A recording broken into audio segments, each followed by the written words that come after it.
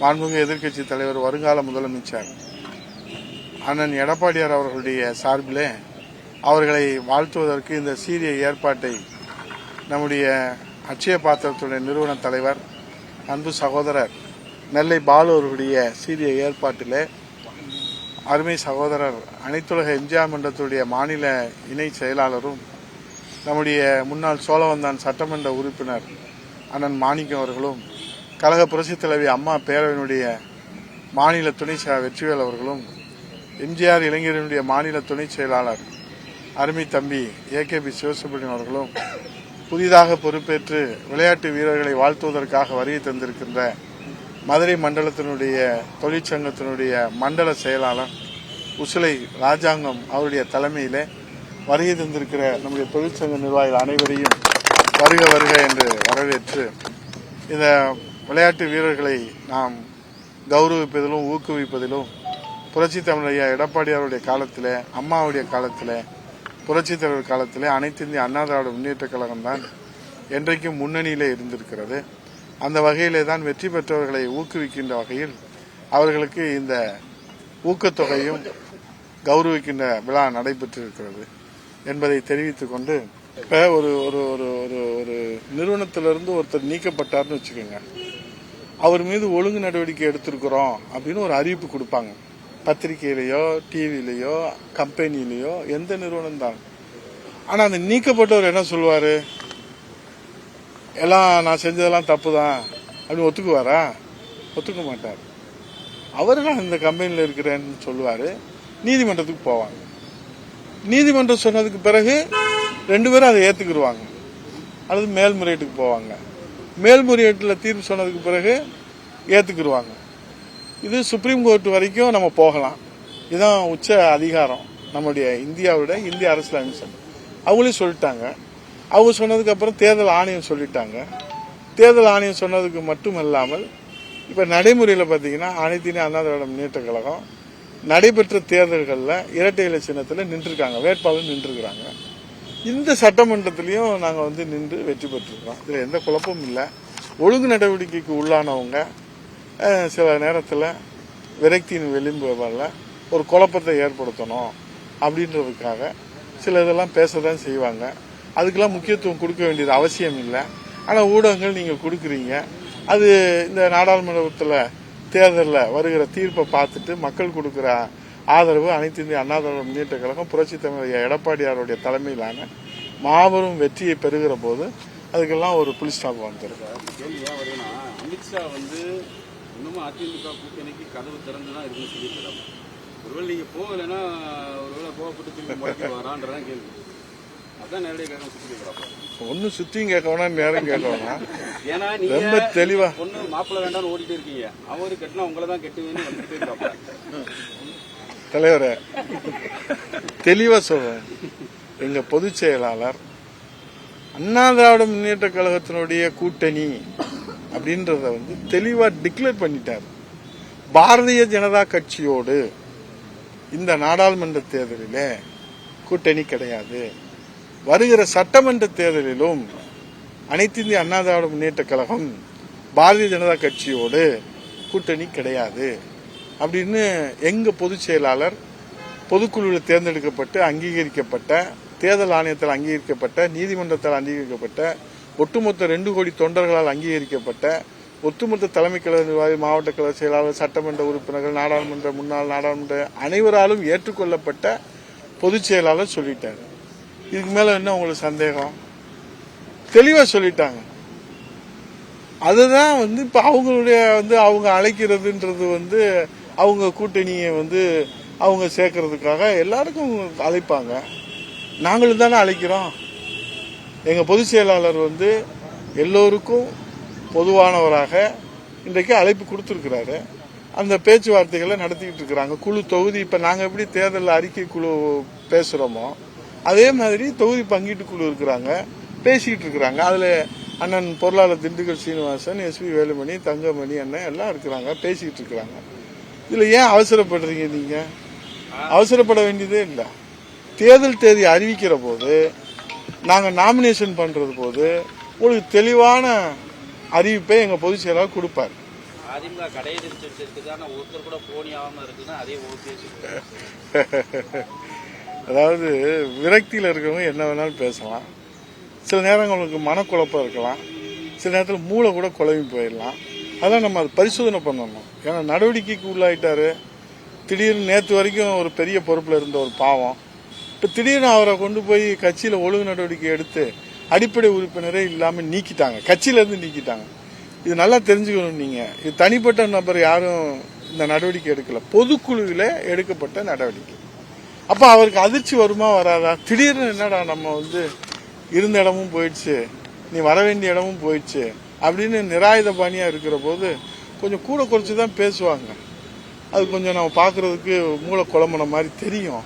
அது பரிசோதனை பண்ணால் நமக்கு எல்லாம் தெரிஞ்சு போயிடும். இந்த தேர்தலில் எல்லா இதுக்கும் ஒரு தீர்வு வந்துடும். இன்னைக்கு எங்கள் பொதுச் செயலாளர் தினந்தோறும் இன்னைக்கு கூட இப்போ சுட சுட இப்போ வெளிநாட்டுக்கு போயிட்டு வந்திருக்காருல முதலமைச்சர், அதுக்கு ஒரு வெள்ளை அறிக்கை வேணும்னு கேட்டிருக்காரு.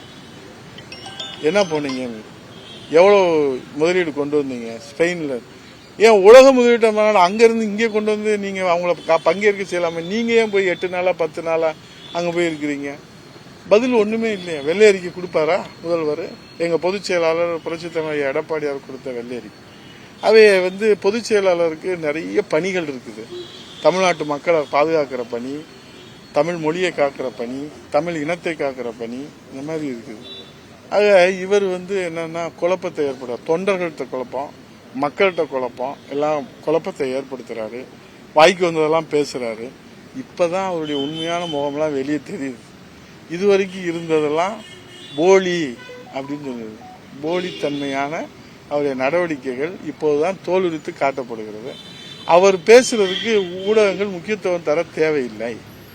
அவர்கள் தனிமரமாக கட்சியிலிருந்து ஒழுங்கு நடவடிக்கை எடுக்கப்பட்டு விட்டார்கள், அவர்கள் ஒதுக்கி வைக்கப்பட்டிருக்கிறார்கள். அவர்களுக்கும் அண்ணா திராவிட முன்னேற்ற கழகத்துக்கும் சம்பந்தம் இல்லை என்று நான் சொல்லவில்லை, மாணிக்கம் சொல்லவில்லை, வெற்றி சொல்லவில்லை, நீதிமன்றம் சொல்லியிருக்கிறது, பொதுக்குழு சொல்லியிருக்கிறது, ஒட்டுமொத்த அண்ணா திராவிட முன்னேற்ற கழகமே சொல்லியிருக்கிறது. நீ யார் சொல்லணும்? தேர்தல் அறிக்கைக்குழு நான் சொல்லியிருக்கேன். உங்களுக்கு நீங்க விரும்புற உங்க நல்ல எண்ணம் எனக்கு புரியுது. நீங்க விரும்புற, ஏன்னா தமிழ்நாட்டில் அண்ணா திராவிட முன்னேற்ற கழகம் தான் வெற்றி பெற போகுது. அதுல இடம்பெறக்கூடிய கூட்டணிக்கும் அந்த வெற்றியில பங்களிப்பு இருக்க போகுது. அப்ப நிச்சயமாக வலிமையுள்ள அண்ணா திராவிட முன்னேற்ற கழகத்தோடு மக்கள் வாக்களிக்க தயாராக இருக்கிற இந்த இயக்கத்தோடு சேருவதற்கு எல்லாம் தயாராக இருக்கிறார்கள். நேரம் வரும்போது தான் அதை டிக்ளேர் பண்ணுவாங்க. இப்ப 5 மாசத்துக்கு முன்னாடி சில பேர் கல்யாணத்தை பிக்ஸ் பண்ணுவாங்க, சில பேர் 2 வருஷத்துக்கு முன்னாடி பிக்ஸ் பண்ணுவாங்க, சில பேர் பிறக்கிறதுக்கு முன்னாடி இருந்து பிக்ஸ் பண்ணுவாங்க. சார் எப்போ வேணாலும் பிக்ஸ் பண்ணலாம் சார். ஆனா கல்யாணம் நடக்கிற போது பொண்ணு யாரு மாப்பிள்ளை யாருன்னு நீங்க கேட்டு தெரிஞ்சிரும்ல. வேண்டாம் வேண்டாம்ன்றீங்க, உங்களை தான் கட்டுவேன்றாரு. சார் எங்கள் பாதையில தெளிவா இருக்கோம். நாங்க எதுக்காகன்னு சொல்லி, இது என்ன தனிநபர் எடுத்த முடிவா? இது நீங்களே சொல்லுங்க. எங்க பொதுச் செயலாளர் நிதானமா எல்லா முடிவும் எடுப்பார். தலைமை கழகத்தில் மாவட்ட செயலர் கூட்டம் நடந்தது. அதுல எல்லாரும் இந்த மாதிரி நடவடிக்கைகள் எல்லாம் எப்படி பொறுத்து கொள்றது? அண்ணாவை பத்தி பேசுறது, அம்மாவை பத்தி பேசுறது, தன்மானத்தை இழந்துட்டு யாரும் இந்த நாட்டில் அப்படி ஒன்றும் வாழ வேண்டிய அவசியம் இல்லை அப்படின்றதுல தெளிவா நம்ம எல்லாருமே பயணிக்கிறோம். அதனுடைய வெளிப்பாடு தான் இது. வேற ஒன்றும் வெளியே வந்து அண்ணா எதிராக பேசுனது, அந்த கருத்து அம்மாவை பத்தி பேசுனது, அண்ணாவை பத்தி பேசுனது, இந்த இயக்கத்தை பத்தி மதிப்பீடு அவருக்கு தெரியல. அவர் ஏதோ வானத்திலிருந்து நேரம், இன்னும் ஒரு கவுன்சிலர் கூட அவர் ஜெயிக்காத அனுபவம் அவருக்கு இல்லை. ஒரு கவுன்சிலர் கூட இன்னும் ஜெயிக்கல. இல்ல என்னை இதை நீங்க சொன்ன உடனே என்னை வைவார் அவரு. அதை பத்தி எங்களுக்கு கவலை இல்லை. தேர்தல் நின்று வெற்றி பெற்றாதானே அந்த பக்குவம் வரும். இன்னும் அவருக்கு அந்த பக்குவமே இல்லையா? என்னமோ இந்த லேகிய விற்கிற மாதிரி, ஐயா நீங்க பாருங்க ஐயா, இது செஞ்சிருக்கோம் ஐயா, இதை என்ன ஐயா நீ நீ என்னதான் சொல்ல வர? என்ன சொல்ல வர? எதுவுமே புரியல. தமிழ்நாட்டு மக்களுக்கு ஏதாவது புரியுதா? எதுவுமே புரியல. அண்ணா திராவிட முன்னேற்ற கழகத்தை அழிப்பதற்கு அண்ணாமலை இல்ல, அவங்க அப்பனே வந்தாலும் ஒன்றும் செய்ய முடியாது. நாங்க ரத்தத்தை கொடுத்து உயிரை கொடுத்து வளர்க்கக்கூடியது. அவங்க அப்பன் வந்தாலும் அண்ணா திராவிட முன்னேற்ற கழகத்தை அழிக்க முடியாது. இது அண்ணாமலைக்கு மட்டும் இல்ல, அண்ணா திராவிட முன்னேற்ற கழகத்தோட 2 கோடி தொண்டர்களோட எச்சரிக்கையா சொல்றோம். அண்ணா திராவிட முன்னேற்ற கழகம் இல்லைன்னா இந்த தமிழ்நாட்டில் அரசியலே இல்லை. அண்ணா திராவிட முன்னேற்ற கழகம் இல்லைன்னா இந்த தமிழ்நாட்டில் ஏழை எளிய சாமானியர்களுடைய எதிர்காலமே இல்லை. அண்ணா திராவிட முன்னேற்ற கழகம் இல்லைன்னா ஒட்டுமொத்த பட்டியலின சமுதாயம், அனைத்து சமுதாயம், அனைத்து இன மக்களுக்கும், அனைத்து மதத்திற்கும் இந்த அண்ணா திராவிட முன்னேற்ற கழகம் தான் பாதுகாப்பு. இந்த அண்ணா திராவிட முன்னேற்ற கழகம் தான் அடையாளம். இந்த அண்ணா திராவிட முன்னேற்ற கழகம் தான் உயிர். இந்த அண்ணா திராவிட முன்னேற்ற கழகம் தான் அடையாளம். இதை அழிக்க வேண்டும் என்று அண்ணாமலை இல்ல, ஆண்டவனே வந்தாலும், அண்ணாமலை அப்பனே வந்தாலும் அண்ணா திராவிட முன்னேற்ற கழகத்தை எவனாலும் தொட்டு பார்க்க முடியாது. இது 2 கோடி தொண்டர்களின் சார்பாக சாமானிய தொண்டனாக 2வது தலைமுறையாக இந்த இயக்கத்தில் உழைத்துக் கொண்டிருக்கின்ற இந்த சாமானிய தொண்டன் புரட்சி தலைவி அம்மா மீது ஆணையாக, புரட்சி தலைவர் மீது ஆணையாக, எங்கள் புரட்சி தலைவர் எடப்பாடியான எந்த விதமான எதிர்ப்புக்கும் தயாரா இருக்கோம். நாங்க எந்த விதமான தியாகத்துக்கும் தயாரா இருக்கோம். 2 கோடி தொண்டர்கள் சும்மா இந்த பூச்சாண்டி காட்டுறது, இந்த ஐயாங்கிறது, இதெல்லாம் என்ன? நீ எங்க இருந்த, எங்க வந்த, எங்க போன, உன்னுடைய வரலாறு என்ன? நீ என்னமோ நீதான் இந்த நாட்டவே காப்பாற்ற பிறந்த மாதிரி பேசுற.